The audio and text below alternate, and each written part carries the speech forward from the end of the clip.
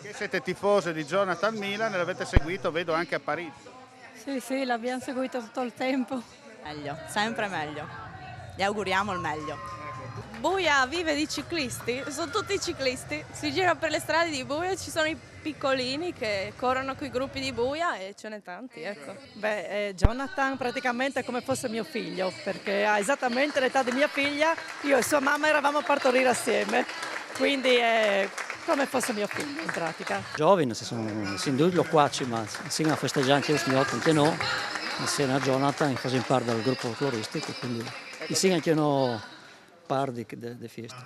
Per tanti versi è l'esempio del friulano che si impegna e con tenacia e fatica raggiunge dei risultati, ma è l'esempio anche del friulano che è serio, umile e rimane con i piedi piantati per terra, nella sua terra, e qui oggi Buia, che è la capitale del ciclismo, lo accoglie con gioia e orgoglio. Stiamo vivendo un periodo davvero florido per lo sport della nostra regione. Credo sia un omaggio doveroso a Jonathan, che ha fatto dei risultati straordinari, e quindi credo sia giusto che la sua comunità lo festeggi, anche se ormai Jonathan non è più solo un patrimonio di Buia, un patrimonio della nostra regione, ma direi ormai un patrimonio nazionale ed internazionale. Ma è da quando sono piccoli che comunque la nostra vita, la nostra famiglia è stata sempre impostata su Jonathan, su Matteo, sulle loro attività sportive, quindi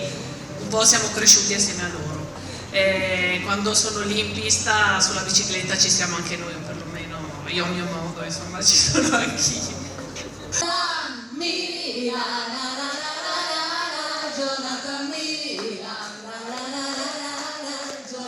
Milan,